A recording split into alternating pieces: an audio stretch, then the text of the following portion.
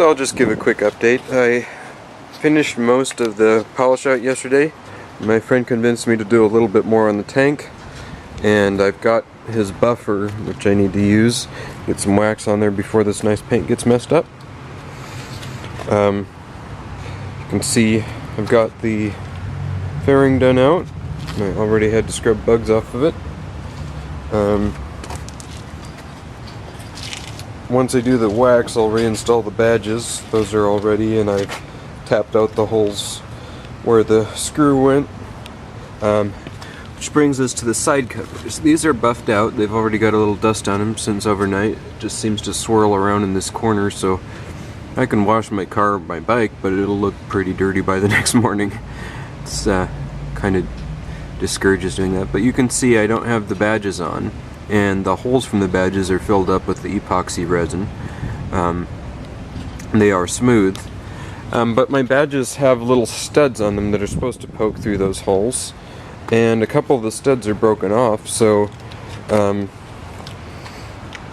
what I'll end up needing to do is either glue or use some other sort of adhesive to bond those in place.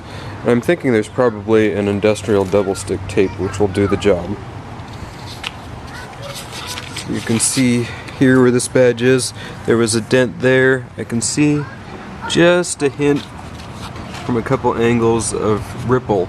The Bondo under the paint apparently kind of warmed up when he was doing the clear coat, and that changed some of it, but it came out okay when I did the final sanding.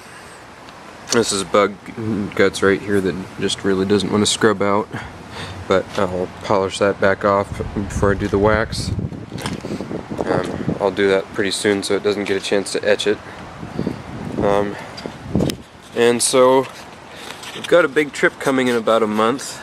I would really like to have this gone before then, but it's probably not going to happen. I've got too much stuff that needs to happen, like graduate from law school and not fail out.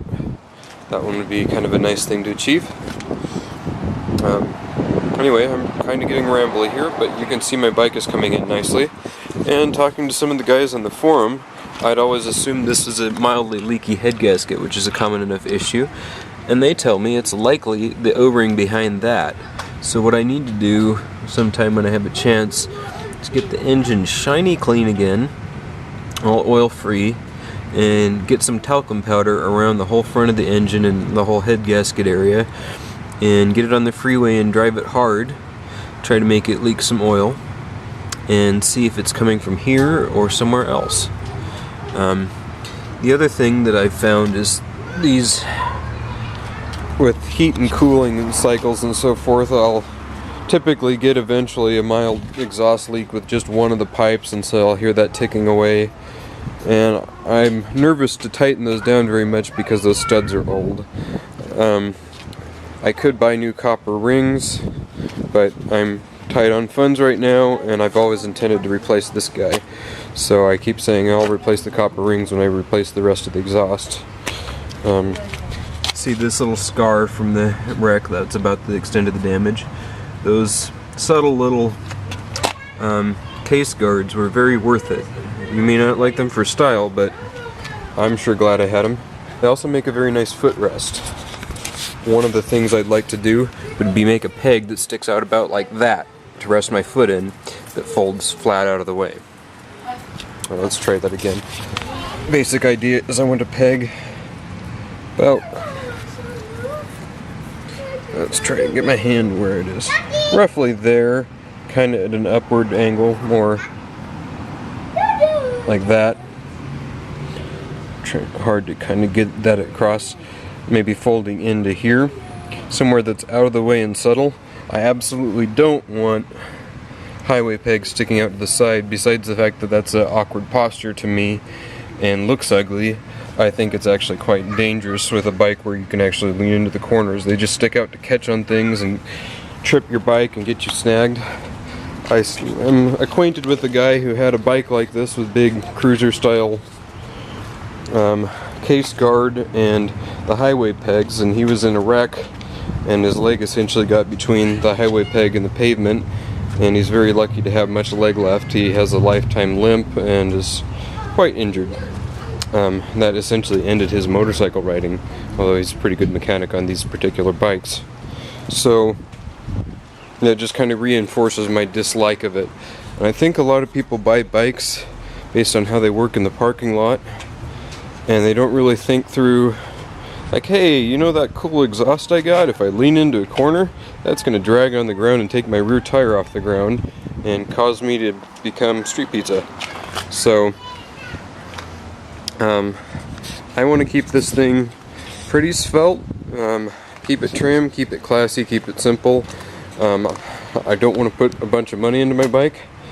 The fact that the total money into this bike, even after fixing it back up after the wreck, is under $1,000 by a wide margin, means as much as I love it and as nice as it is, being without it wouldn't be financial catastrophe.